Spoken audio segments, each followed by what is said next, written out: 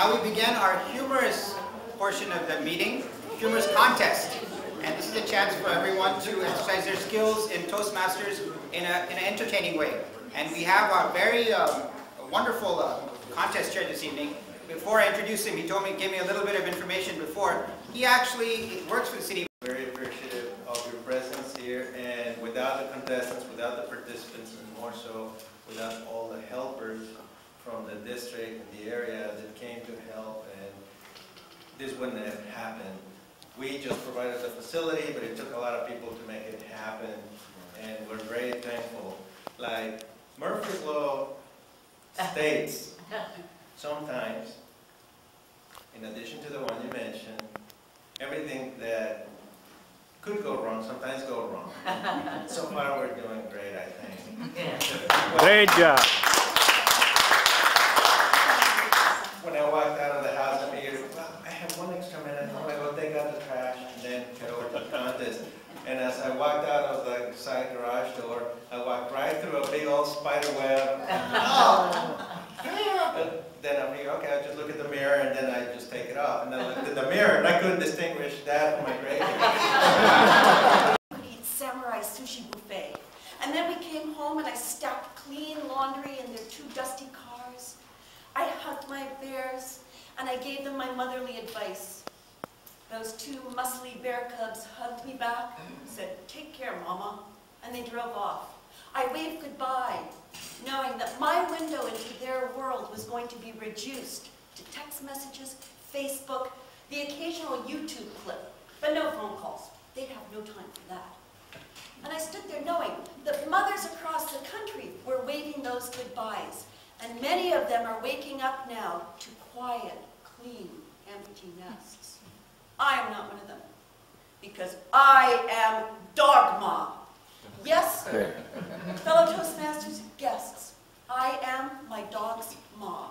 My voice may be on, but my nest is not quiet, clean, or empty. It is filled with the chaos and commotion and flying fur and sometimes foul fragrance of 2 dastardly dogs, Dudley and Frost. Dudley is a silk, smooth, yellow lab with a corpulent body and dainty feet, white tip tail and a devious grin. Frost. Daughter who is engaged to a man you've never met. But the man is very much in the news these days because he is the center fielder of the New York Giants. And they're playing in a World Series with the New York Yankees. You've never met him. And in the first game of the World Series, here is what happened. The score was tied in the 9th inning.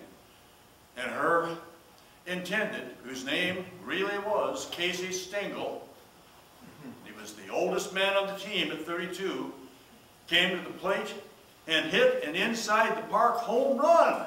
He had to run all the way around the bases. He didn't just smack one in and trot.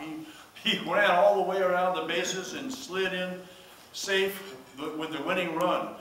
But this was the way sports writer Damon Runyon told the story in the paper. This was the way old Casey Stengel ran yesterday afternoon, running his home run home.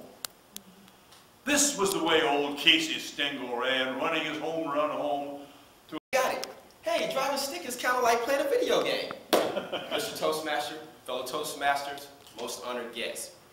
How many of you ever driven a manual transmission vehicle? Okay, pretty good show of hands. How many of you driven stick shift?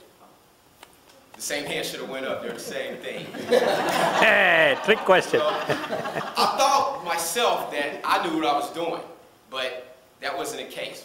This is my story. I never really grew up actually knowing how to drive a stick shift. My father had a truck, but the thing about it is that most of the time you see the stories of a father showing his son for the first time how to drive a stick shift vehicle. Patient father, like, "Son, you got it. Jared, there you go. Good job." But anytime you got to go ask your father to drive, that's probably a bad sign.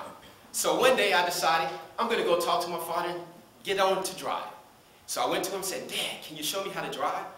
Is in danger of losing its superiority in space exploration. However, there are 3 patriotic Americans who are not willing to see that happen. Their names are Mike, Ike, and Mustard. Mike, Ike, and Mustard have built a spaceship, and they're going to go to the moon. Hallelujah! Now, they realize that there is danger in this mission.